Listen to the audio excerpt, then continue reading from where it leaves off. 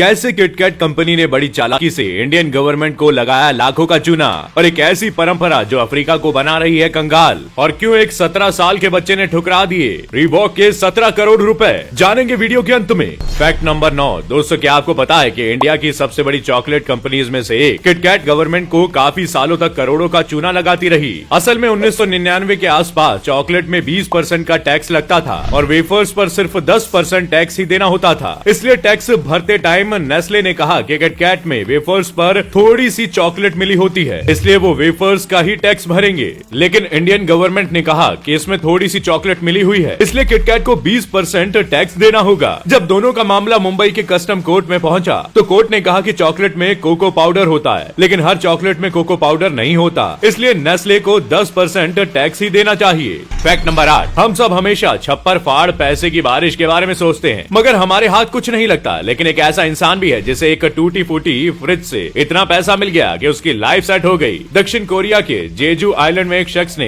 एक second hand fridge order किया। जब वो उस फ्रिज की सफाई कर रहा था तब उसे फ्रिज के निचले हिस्से में नोटों की गड्डियां चिपकी हुई मिली। ये पैसा ट्रांसपेरेंट प्लास्टिक शीट्स में लपेटकर पैक किया हुआ था और टेप की मदद से उसे फ्रिज के नीचे चिपकाया गया था। इन शीट्स में कुल 96 लाख रुपए थे। लेकिन ये आदमी भी बहुत ईमानदार था, इसने सारे पैसे जाकर पुलिस स्टेशन में जमा कर दिए। Fact number 7। इस फैक्ट में हम आपको एक ऐसी महिला के बारे में बताने जा रहे हैं जो ये साबित करती है कि अगर मन में जुनून हो तो क्या कुछ नहीं हो सकता। मिलिए महाराष्ट्र की रहने वाली सुमन धामने से। महाराष्ट्र की रहने वाली सुमन धामने आज इंटरनेट की सेंसेशन बन चुकी है। कुछ महीनों पहले तक उन्हें कोई नहीं जानता था। सुमन महाराष्ट्र के अहमदनगर की रहने वाली है। 70 साल की सुमन अपने बनाए खाने की वजह से लोगों की चहेती बन गई है। सुमन पारंपरिक स्वाद से महाराष्ट्रियन खाना बनाकर तैयार करती है। उनके पोते ने उनके लिए यूट्यूब चैनल शुरू किया जिसमें वो अब तक 170 से भी ज्यादा वीडियोस डाल चुकी हैं। Fact number 6।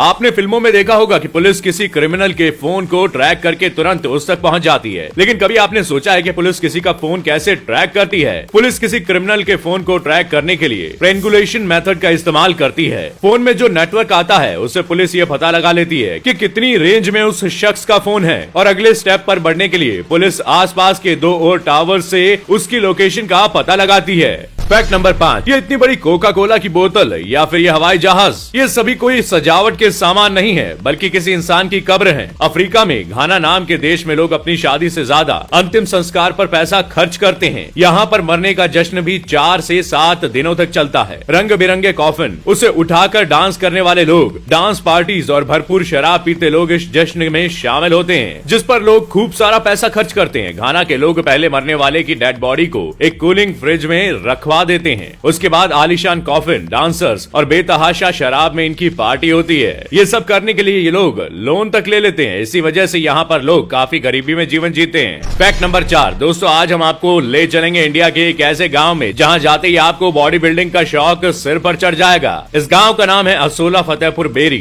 ये दिल्ली और हरियाणा के बॉर्डर पर मौजूद है। इस गाँव को कोई बाउंसर्स की बस्ती बोलता है तो कोई भारत का सबसे मजबूत गाँव बुलाता है। ऐसा इसलिए क्योंकि इस गाँव में हर दूसरा बंदा बाउंसर है या फिर बाउंसर बनने की ट्रेनिंग ले रहा है। इतना ही नहीं, बाउंसर्स ट्रेनिंग के बाद इन दोनों गांव के हालात पहले से काफी बेहतर हो गए हैं। गरीब किसानों के बच्चे अब अच्छी सैलरी वाले बाउंसर्स हो गए हैं। इस गांव के 90% से ज्यादा मेल पॉपुलेशन यानी करीबन 500 से ज्यादा लोग दिल्ली में सैकड़ों पबों में बाउंसर्स का काम कर रहे हैं। Fact number 3। दोस्तों, कभी आपने सोचा है कि अगर इंसान की रीढ़ की हड्डी ही ना हो तो क्या हो सकता है? चीन का ये आदमी इस बात को बहुत अच्छे से समझ सकता है। इस आदमी का नाम ली हुआ है। इस शख्स को 18 साल की उम्र में एक अजीबोगरीब बीमारी हो गई थी, जिसकी वजह से उनकी कमर झुक गई थी और चेहरा जांघों से चिपक गया था। इस बीमारी का नाम था एंकिलॉजिंग स्पॉन्डिलाइटिस। इस बीमारी में एक समय के बाद रीढ़ की हड्डी खराब हो जाती है। इसी वजह से गरीब ली हुआ ने झुकी कमर के साथ पूरे 28 साल बिताए और 2019 में जाकर इनको ऑपरेशन की मदद से इन्हें ढंग से खड़े होने लायक बनाया गया। Fact number 2। दोस्तों, सिर्फ 17 साल की उम्र में बास्केटबॉल लेजेंड लिब्रॉन जेम्स को रीबॉक कंपनी के एक एड के लिए पूरे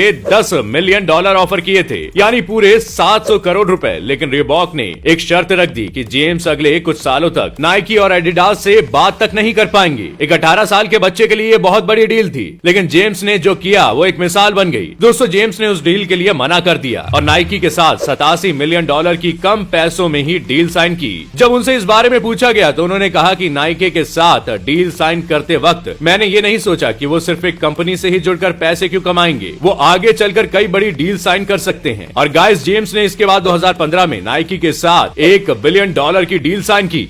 फैक्ट नंबर 1, क्या आपने इंडिया के सबसे खतरनाक आइलैंड के बारे में सुना है जहां विदेशी तो क्या कोई इंडियन भी अपने कदम नहीं रख सकता? जी हाँ, इस आइलैंड का नाम है नॉर्थ सेंटिनल आइलैंड। ये आइलैंड बंगाल की खाड़ी के अंडमान जिले में आता है। इस टापू पर किसी इंसान का जाना असंभव है और इसकी वजह है यहाँ पर रहने वाले लोग। इस आइलैंड पर पिछले 60,000 सालों से लोग रह रहे हैं और पिछले 2000 सालों से यहाँ सेंटिनाली समुदाय के लोग रह रहे हैं जिनका दीन दुनिया से कोई वास्ता नहीं है। 2004 में जब सुनामी के बाद सरकार ने यहाँ के लोगों की हेल्प करने के लिए टीम भेजी तो इन लोगों ने टीम को भगा दिया था। एक बार इन्होंने एक ऑस्ट्रेलियन पादरी को भी मार दिया था। यहाँ पर नियम है कि इस आइलैंड पर कोई नहीं जा सकता। यहाँ पर फोटो खींचना या कोई फिल्म बनाना भी कानूनन जुर्म है। तो दोस्तों आज के सफर में बस इतना ही। उम्मीद है फैक्ट्स के इस रोमांचक सफर ने आपके ज्ञान को बढ़ाया होगा और आपको कुछ नया एंटरटेनमेंट भी मिला होगा। अगर आपको ये वीडियो पसंद आया हो तो वीडियो को लाइक शेयर करना ना भूलें और अगर आप चैनल पर नए हैं तो चैनल को सब्सक्राइब जरूर करें। मैं फिर मिलूंगा अगले हफ्ते नए फैक्ट्स के साथ। आपका बहुत बहुत शुक्रिया।